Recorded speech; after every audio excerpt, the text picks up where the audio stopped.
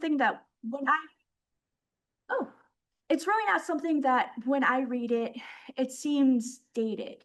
You know, sometimes when you read something, you're like, oh yeah, this was definitely written in the 70s. It seems like something, you know, an opinionated, really talented, and optimistic 19-year-old might write today. And that's because it was written by an opinionated and optimistic 19-year-old. And there was no one on his shoulder saying, oh, you know, that's really cringe, or you shouldn't do that, you shouldn't use that language, all those other things. So I divided up the folks I'm talking about, and sorry, I'm trying to balance the technology portion of this, basically into three subsections of critics that I want to talk about. And the first subsection was the female critics of CREEM. Even today, rock criticism can kind of seem like a boys' club. And that was definitely true in the 1970s. When editor Susan Whitall, in the early 70s, she had just gotten her degree in English from MSU. She's hitting the pavement and she's looking for jobs at ad agencies. And a lot of these employers are telling her, well, we're not going to hire you for an ad writing job. We're going to throw you in the secretarial pool. She comes to CREEM Magazine and she calls herself very fortunate because Lester Bangs and Dave Marsh were staunch feminists. And they really saw what good could happen by bringing in female voices. Jaan Uhelszki has this really long quote that she gave in 2023 about how female journalists were often seen as groupies, as folks who just wanted sexual access to these rock stars. And how sometimes she would be sexually harassed by musicians, or she had this really weird interaction with Jimmy Page in the mid 70s, where she was trying to ask him questions, and he's like, no, you're going to give the questions to my agent. The agent will ask me, I will respond, and then the agent will tell you things. So just weird things, but these women really persevered and really shaped the future of how we write and think about rock music. So let's start with Jaan Uhelszki. She was a native of Detroit, always thought that she would become a writer. And she thought maybe she'd become a sports writer so that she and her dad would finally have something they could talk about together. But at the age of 12, she saw the Beatles in A Hard Day's Night, and she had questions. She had questions like, what makes these guys tick? Why did they write these songs? And all that. And then when she picked up a copy of The Village Voice on a trip to New York at the age of 15, she's like, oh, people ask rock musicians these kind of questions. I'm going to do that. And at the age of 15, she got a fake ID and started working at the Grandee Ballroom. And there she met people who worked for CREEM. And she was so desperate to work with them. She's like, I'll give you free Cokes. I'll give you free cigarettes. Like, I saw Janis Joplin last week. I could ask her questions. So at the age of 19, she starts at CREEM as the subscription kid. She was basically selling t-shirts and other merch. In 1970, though, editor Dave Marsh asked her to write about Smokey Robinson's retirement. And the rest, they say, is kind of history. She talks about approaching interviews as a fan. As I'm a fan, what do I want to know about these people? Or what would a fan of this band really, really, really want to know? Um, and sometimes she'd have to kind of get around the public relations side of it. You know, a lot of these artists would be coached like, this is what we're going to talk about in this interview. Don't stray from this. So she had a couple of strategies to get around that. One was to just ask silly or absurd questions to kind of break the focus of the person she was interviewing. Another one was to simply let people ramble on and on and on for hours, knowing that they dropped something good along the way. When she interviewed Ronnie Van Zant of Leonard Skinner a year before his death at the age of 29, she basically let him talk about his childhood for like 3 hours. Other writers just simply would not have had that stamina. And her whole thing was, quote, embrace the suck. So the weird things that happen in the interview, like Rick Wakeman opens the door and he's in a towel and he refuses to put clothes on. You write about that in the interview, because that is going to make it more interesting. That is going to humanize this individual so much more. And sometimes, like Jimmy Page being a weirdo, that becomes the story. And maybe he'll be better behaved for the next reporter who comes his way. Probably not, but we can hope. One of her most iconic, oh, sorry. One of her most iconic stories was when she performed with Kiss on stage in full Kiss makeup. So the year is 1975. Kiss is still a relatively new band on the scene. Um, and Jaan Uhelszki gets the idea kind of as a half joke, half serious. She talks to the vice president of their record label, and she's like, what if I performed on stage with them? Wouldn't that be a fun story that would really get Kiss's name out there? And also be a really good, story for me. He was cool with it. And the band was actually fine with it too, as long as she didn't call them a glam rock band. And she didn't, so that was good. Uh, so she and Kiss performed in front of 6,000 screaming fans. And she writes that the band actually made fun of her because, she couldn't do her makeup as good as they could do theirs. And she said it really helped her writing a lot because she understood better than a lot of these other writers what it felt like to be on stage in front of all those fans, to have all that expectation and to feel that anxiety and that excitement. And she's carried that forward with her ever since. In the mid 70s, she did leave Cream for other opportunities. She is still a rock writer out there, and she was the editor at large of the newly released CREEM Magazine, kind of the rebirth in 2022, along with J.J. Kramer, the son of Barry and Connie Kramer. And our next one is Susan Whitall. She is a local Birminghamster. We'll forgive her for being born in Pennsylvania, but she did grow up in Birmingham. She went to Seaholm High, and she graduated from MSU with a degree in English.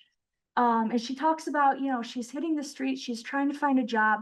She stops at the Little Professor bookstore in 1975, which was right next to the Birmingham Theater on Woodward Avenue. She picks up a copy of Cream and she realizes they're right upstairs. I should go and ask them for a job. And she did, and she got a job. So she was really inspired by the rise of Motown. And this is something that you see with a lot of the journalists at this time. What got them into music journalism was either seeing the Beatles, either in a performance or in a movie, like A Hard Day's Night, or Motown music. So she fell in love with Motown, and she was really, really interested about writing with that.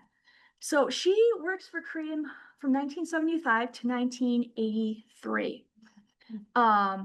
And she is still writing today. In 1983, she left to become a features writer at the Detroit News.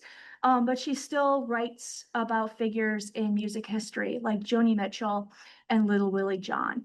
So, and on a personal level, working with the Cream collection and the Cream exhibit, we are so grateful for her for being so generous with her time. Anytime I had a question about timelines or different personalities and how they interacted, or just a question like, hey, I found this really weird thing in our collection, like, can you give me some context to it? She's always pulled through, been very kind to answer questions. Anytime she gets interviewed for anything, and they ask her, where do you want to be interviewed in? She responds, the Cream exhibit at the Birmingham Museum. So that's been really fun. And she's also donated a lot of her personal photos from her time at the magazine. So a lot of them are here right now, and also her press badges from different places. So really grateful to Susan for all of that. So my next section I'm calling the baby reporters. And these were basically teenagers who walked in off the street and went on to have phenomenally huge careers and really changed the direction of how we write and think about music, even today. And just a little bit of personal bias here, Dave Marsh is my favorite. If you have anything critical to say about him, I will not hear it. So Dave Marsh grew up in Pontiac, Michigan. And he writes really powerfully later on in his career about listening to Smokey Robinson's song, You Really Got a Hold on Me, as a young teen, and how that really shaped his philosophical outlook for the rest of his life. He had been taught that, men are supposed to be stoic and not show their emotions, but the narrator of this song is performing so well, like this vulnerability and this yearning. And he's like, well, maybe men can do that too. He had always kind of been taught by the culture he'd been raised in that, white people are superior to black people, but Smokey Robinson was a black dude, and like he wrote this phenomenal song, so obviously that's not true. He kind of carries this outlook with him for the rest of his career. So at 19, he drops out of his freshman year at Wayne State University to write for CREEM. And he becomes kind of one of their first editors. And he's kind of the third staff member too, maybe second. Um, but yeah, so one of his quotes that I really, really love was, and kind of the way he thought about things was, at least in its beginnings, rock was one of the few ways that poor people, country people, black people, and Southerners had of making themselves visible in a country whose media increasingly depicted as solely urban, affluent, white, and Northern. And I have this great quote from a New Yorker column, of all things, that described Marsh as, quote, a righteous class warrior of rock criticism, brandishing a blue collar and a chip on his shoulder, dwarfed only by the size of the heart on his sleeve. Even though this guy could be very critical and really look at the intersectionalism of rock music and race and class and all these other things, he genuinely loved the music. He loved the scene, and he thought it had such power and such potential to really change society. And his kind of opinions on, the cultural context of rock too led him to butt heads a little bit with Lester Bangs and Barry Kramer, the other two men in the picture here. In the middle is Dave Marsh. We have this great kind of interview in the CREEM exhibit where they're all kind of sitting around in a circle in the early 70s and really talking about, how they approach the music and how they approach the music criticism and everything. And Bangs and kind of Kramer, they're both like, well, you can separate the art from the artist and the art from the culture that produces it. And Marsh is like, absolutely no way. You can't do that. It's just noise then. And he and Bangs would actually not just butt heads philosophically, but in person as well. The story goes that one day Lester Bangs brought his dog into the office. The dog was not potty trained very well, so the dog took a crap in the middle of the floor. Marsh was very upset by this. He picked up the crap and put it on Lester's typewriter. Lester responded by starting to throw punches. So again, small office, creative personalities, things sometimes explode. And Dave Marsh gave us two fantastic things. If you take away nothing else about my man, Dave Marsh, who has never done one thing wrong his whole life, it is that he coined the phrase punk rock in a 1971 issue of CREEM Magazine. He is talking about a concert by these guys, and the Mysterians. They're up in Pontiac. And he calls it, quote, a landmark exposition of punk rock. According to Wikipedia, punk rock may have appeared in print beforehand, but do you really expect me, Dave Marsh's president of his fan club, to admit to that? Absolutely not.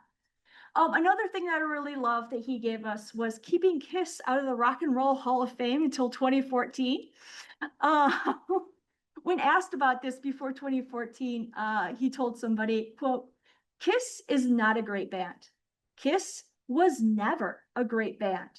Kiss will never be a great band. And I have done my share to keep them off the ballot. May we all feel as passionately about something as Dave Marsh does about how Kiss is not a great band.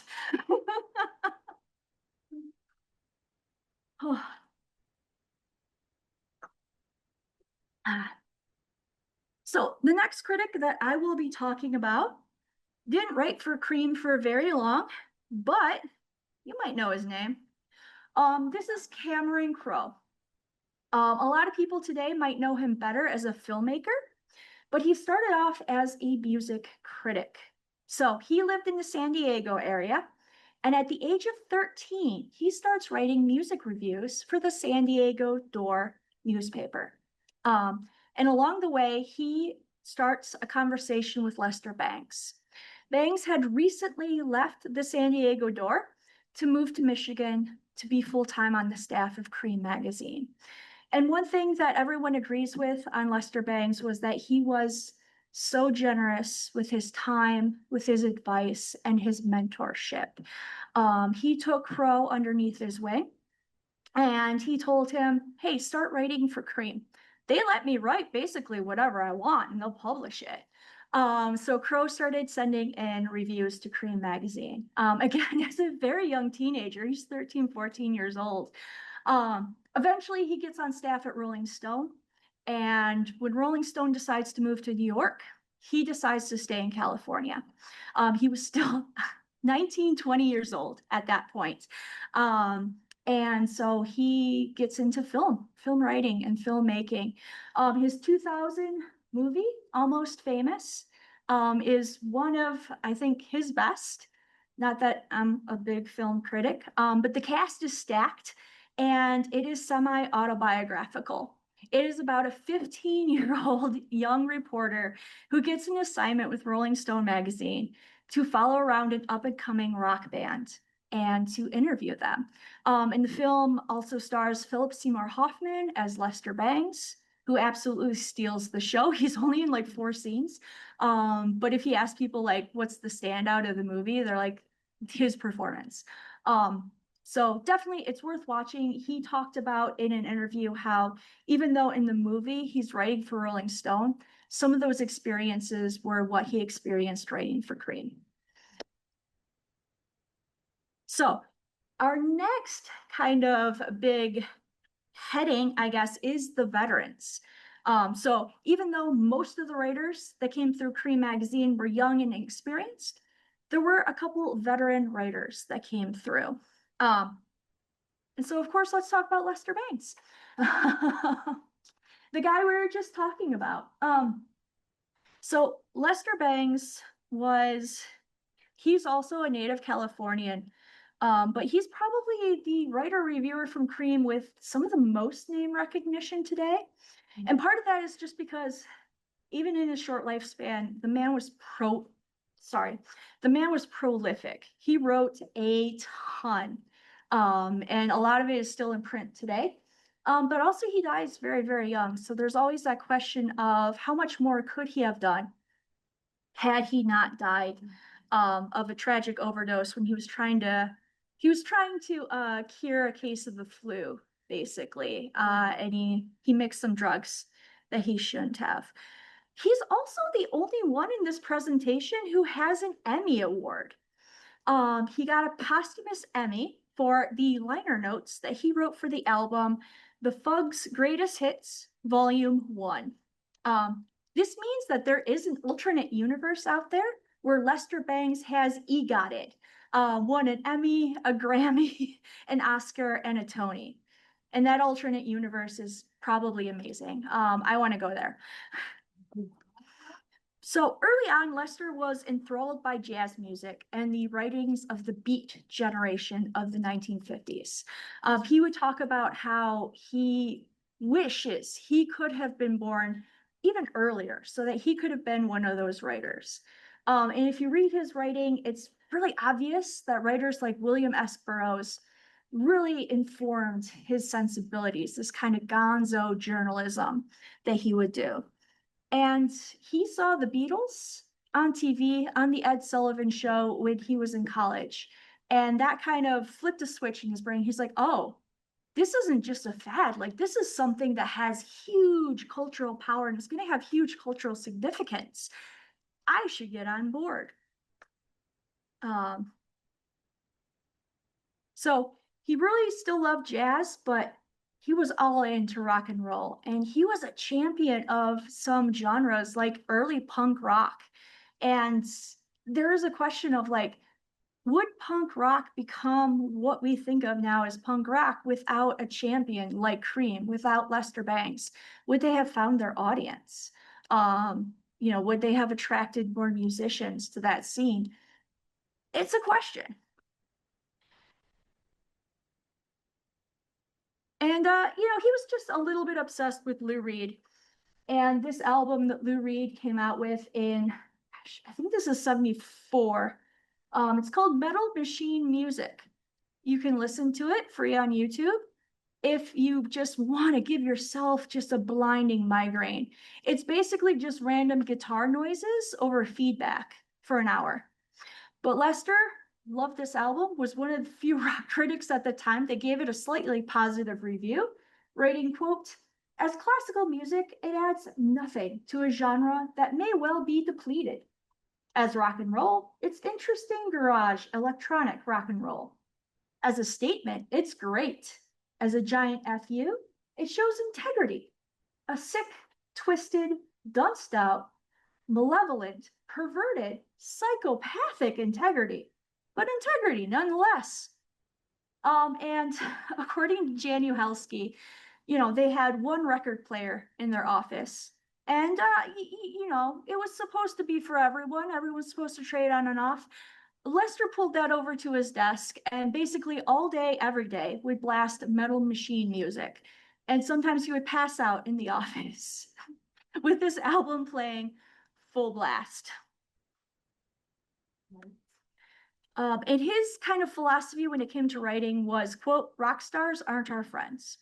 And he would tell everyone he worked with this, everyone he mentored this.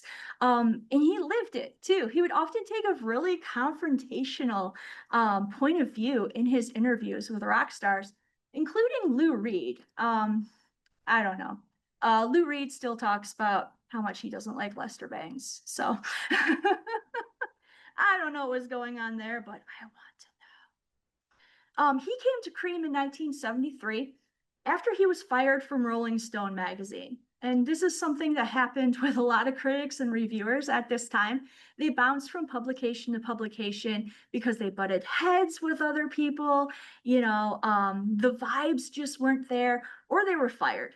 So in 1973, the last straw for the founder of Rolling Stone was that Lester wrote a really bad review of the band Canned Heat.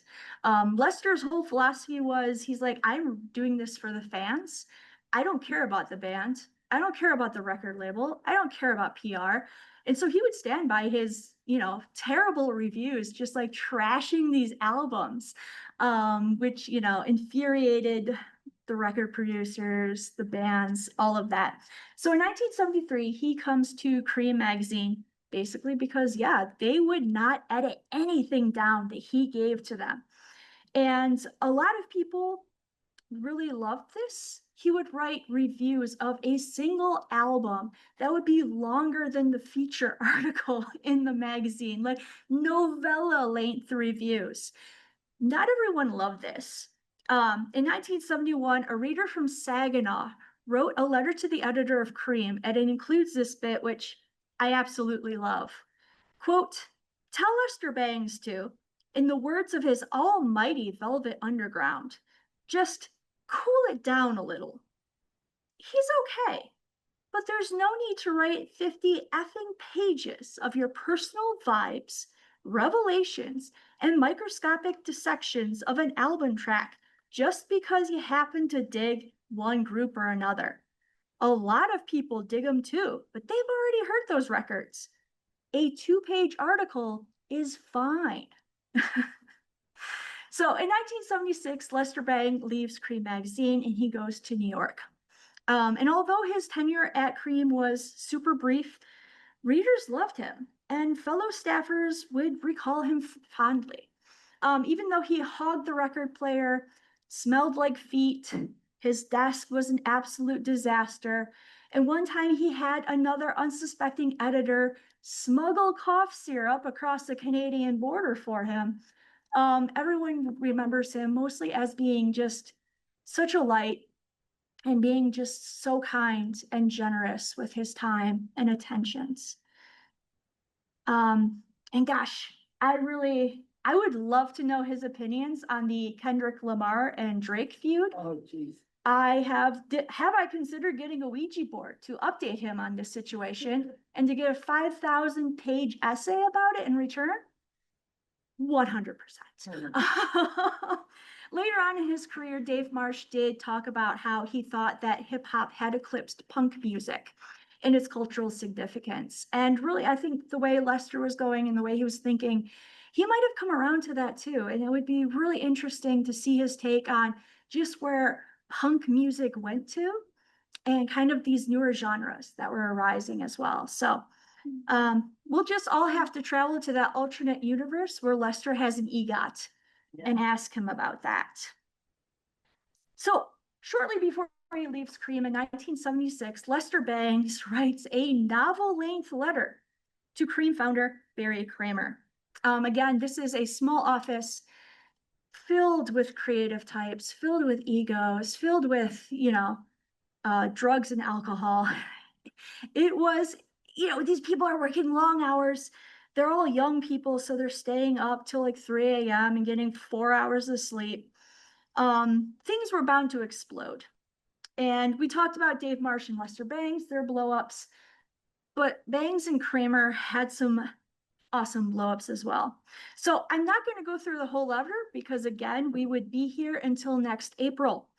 But I've picked out a few of Lester's grievances that he really wanted Kramer to address.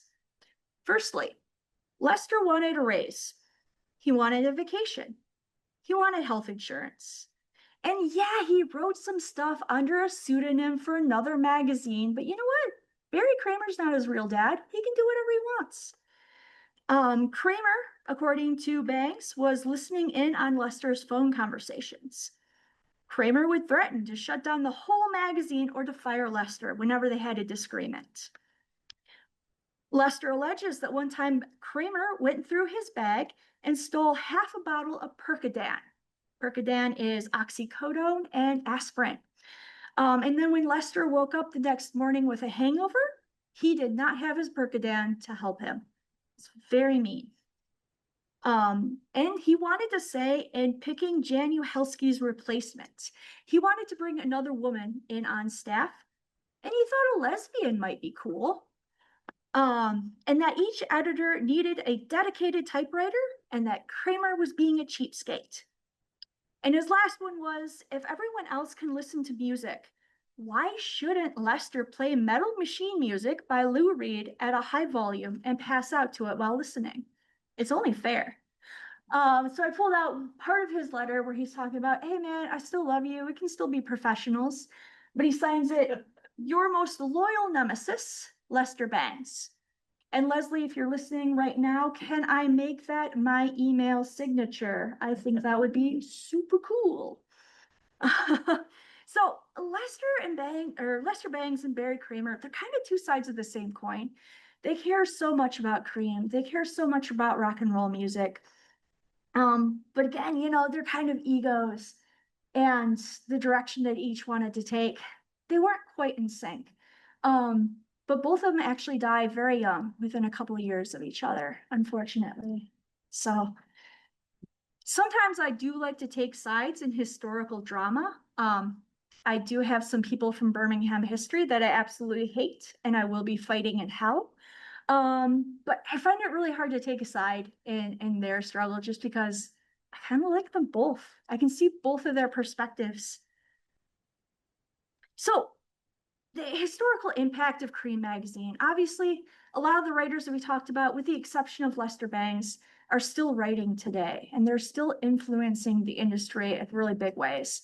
But even Lester Bangs has an outsized influence even today. A lot of rock critics and rock reviewers are still trying to ape his style, trying to ape the way that he would write about things and his sensibilities.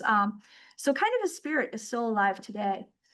And it's hard to think about what bands like Mitch Ryder and the Detroit Wheels, Alice Cooper, the Stooges, MC5, if they wouldn't have broken into the mainstream simply because Cream championed them. They might have never made it into the mainstream, never made it into the Rock and Roll Hall of Fame. They might have just been another forgotten garage band in Detroit. And for readers too, it was huge for readers to be able to find new bands. Cream was very attuned to not just who was the most popular at the time, but who are the up and comers, who are local bands that people should be appreciative of. So in that very same issue where Dave Marsh coins the term punk rock, the term heavy metal also appears. It was not a popular genre in 1971, it was just emerging. But Cream also championed early heavy metal artists. And as a lover of metal music myself, I'm really glad they did, because again, the genre might have never gotten big, might have never gotten all these really cool artists into it for me to enjoy had they not brought it to the forefront in the way that they did. And yeah, I mean, no one goes to work every day thinking, oh yeah, we're going to be part of the historical record. The memo that I'm writing right now will be in a museum one day. When we first had our Cream exhibit up, we invited all the staffers that we had contact info for to come and see the exhibit. And one of the biggest comments that we did get from folks is like, we didn't know what we were doing would be in a museum one day. Like, yeah, it must have been such a surreal feeling. And readers really appreciate it too. If you subscribe to the current iteration of CREEM Magazine, you can have full access to their archives and read every single issue if you feel so inclined. Again, as a lover of metal music, something that I found really, really interesting was in the early 1980s, not only was there kind of a moral panic around metal music and hip hop, but there was conversation between the two genres, whereas today they're kind of siloed. But in the early 1980s, hip hop artists, they needed beats to rap over. And sometimes they would take beats from rock and metal artists. And rock and metal artists would come to rappers with, lyricism problems. And I find that really, really cool, kind of the history of these two genres and how they're not as different as we sometimes think of them today. So before I open it up for questions, I have to remind you all, the Birmingham Museum exists. Would you like to come and see me, my natural habitat? We are open Tuesday through Saturday from 1 to 4 p.m. or by appointment. We are also on Facebook, YouTube. We record all of our lectures and put them up on YouTube. So if you want to watch the lecture that I did last year about CREEM and the civil rights movement, that is there. If you love the sound of my voice, we also have a podcast, which I host. If you hate the sound of my voice, but you still want that information, we have transcripts online of every single episode, so you can just read it. So this is the first in our fall lecture series here at the Baldwin Public Library. October 9th, my colleague Chelsea is talking about Harry Brooks. He was a pioneering aviator from the 1920s, and I think he's one of the hottest men that Birmingham ever produced. So if you want to see pictures of him, you're going to have to come October 9th. And then November 13th, my colleague Donna Casticelli is talking about a donation of Anishinaabe baskets that we recently got here at the museum. So she'll be covering how the baskets were made, who was making them, when, where, why, and also the person who was collecting them, because she has a really cool story too. So definitely put those on your calendar. And now we can open it up to questions. This is what I originally wanted this talk to be, was just quotes by Dave Marsh that I vibe with. and then pictures of Bob Seger smiling and Judas Priest. But my boss said I need to make it slightly more educational, so I hope you all were educated. What's the name of your podcast? Oh, it's called Birmingham Uncovered. So did many of these bands actually come to the office, whatever the office was like in Birmingham? I mean, or this was, I mean, or was it them just listening to the music and they got the Oh yeah, publishers? Yeah, so the question was, were some of these bands coming to Birmingham, particularly the office, or were the writers mostly working off of albums sent by the record label? And it's a little bit of both. If you come to the CREEM exhibit, we actually have photos taken by Charlie Oranger in the alley behind the Birmingham Theater that existed at the time. It doesn't exist anymore. But it was supposed to be the very first photos of Kiss without their makeup on. Now, both Gene Simmons and Charlie Oranger have different stories about what went down afterwards. I believe Charlie because I like him better. And he's taken significantly less drugs than Gene Simmons has. So I think he has better recall. But according to Charlie, the record label nixed the spread that they were going to do after the photos were taken.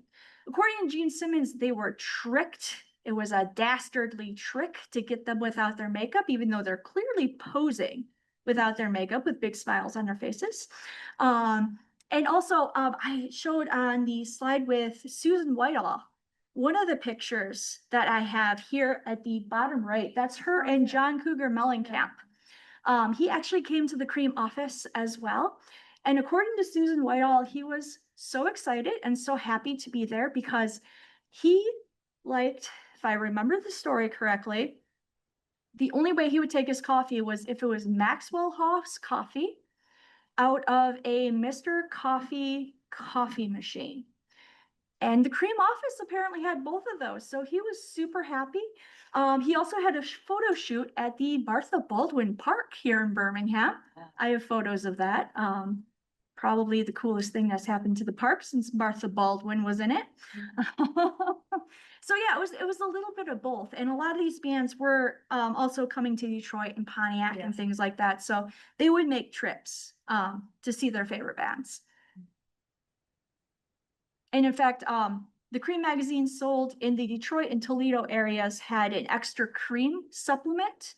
And what that was basically, it was listing a lot of the concerts in the area coming up in the month that folks could, go and see for themselves. Was CREEM particularly kind to Bob Seger? Yes, they really championed our man Bob. They really seem to love him. Every single review that I've seen in the magazine of either his concerts or albums was very positive. Even the ones that they thought were kind of mediocre, they were still like, you know what though? He's cool. You should check him out. And yeah, he had a lot of photo shoots with them too, probably just because A, he's local, and B, he's just happy to be here. If you invite him out, they're like, Bob, do you want to come out and shoot a picture underneath a Woodward street sign? He's like, heck yeah, I'll be there. And they would also go to every single press conference that Judas Priest did about their new looks. So I am kind of obsessed with this look in the middle here with that tiny little hat. So Rob Halford always had to kind of look up in order to see. Really, really perfecting those neck muscles there. So I'm a fan. I think I've never heard of Judas Priest. I'm not a huge fan of their music. No, I can probably name only a couple songs, but I love the outfits, the fashion, the drama, the fact that I was on TikTok and I was talking about my love of Rob Halford's tiny little hat. And I was talking with a woman who went to a metal music festival, and on her kind of her battle jacket, she had a rainbow flag badge. And somebody cornered her in a bathroom and they're like, there's no slurs, for gay people. In metal music, he was wearing a Judas Priest t-shirt at the time. If you don't know, Rob Halford came out as gay in the mid-90s. So that man is a little behind the times. Sometimes I think about him and I hope he's better. Yes. I loved your exhibit at the museum. It was absolutely amazing. And you are the store holder for all of these documents, photos, etc. Will that be a permanent part of the museum? Yeah, so the question was about the CREEM exhibit with a very nice compliment about it.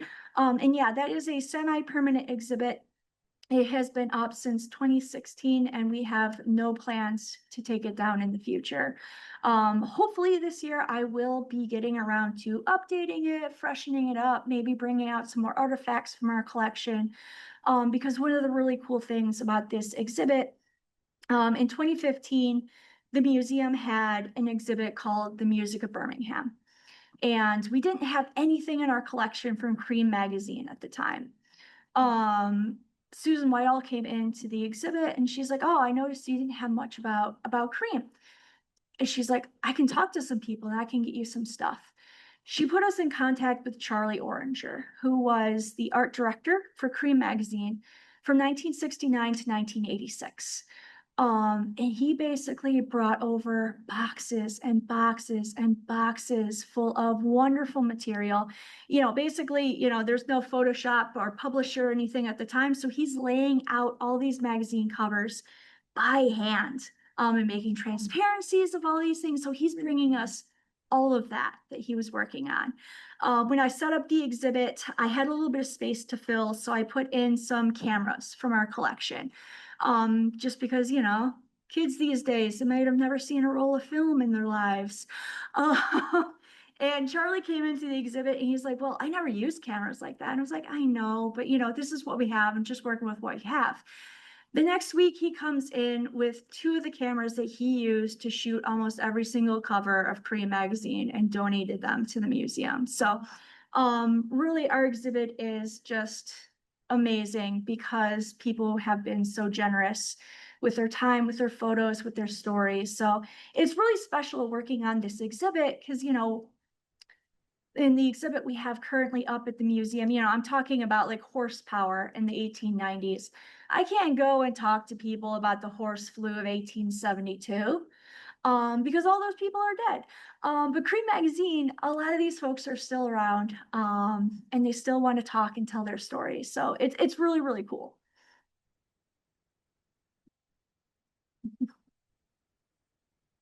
All right, well, we are at 7:58. So I just want to thank everyone for coming out tonight. Like I said earlier, it's a beautiful evening, so I know you all had options, and I really appreciate that you chose to spend it with us. And if you ever want to stop by the museum, please do. And yeah, thank you so much.